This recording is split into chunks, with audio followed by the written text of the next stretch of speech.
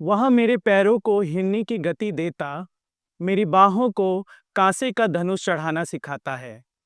स्तोत्र ग्रंथ अध्याय 18 34 से 35।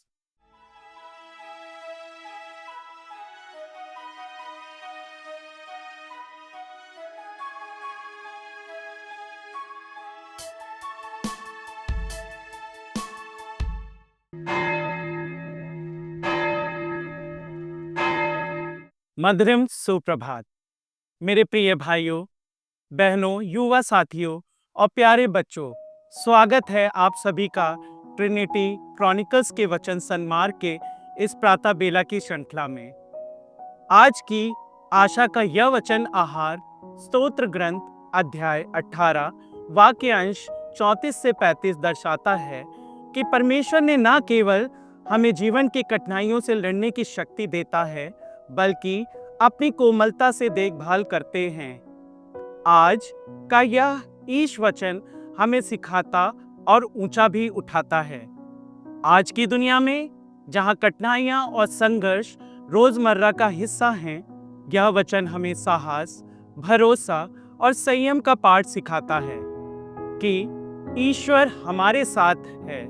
जैसे फिलिपियो अध्याय 14 वाक्यांश 13 में पौलुस कहता है, जो मुझे बल प्रदान करते हैं, मैं उनकी सहायता से सब कुछ कर सकता हूँ। वैसे ही यह हमें अपने जीवन की कठिनाइयों में विश्वास के साथ खड़ा रहने का मार्ग सिखाता है।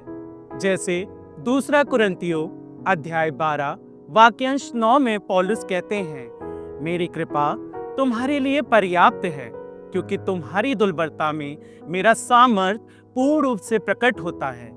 यह वचन हमें याद दिलाता है कि ईश्वर की शक्ति और करुणा में हमारी सीमाएं भी हमारी ताकत बन सकती हैं। यह संदेश से हमें यह सीख मिलती है कि चुनौतियों का सामना करने के लिए हमें अपने बल से अधिक परमेश्वर की शक्ति और कोमलता पर निर्भर होना चाहिए।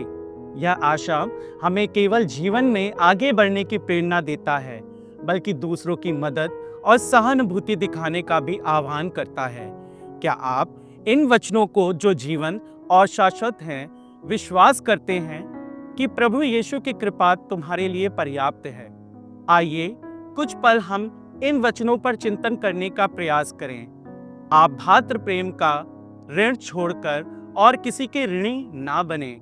मेरे प्रिय बंधुओं, इसी आशा के साथ आज से हम अपने दैनिक जीवन में इस वचन को आत्मसात करेंगे।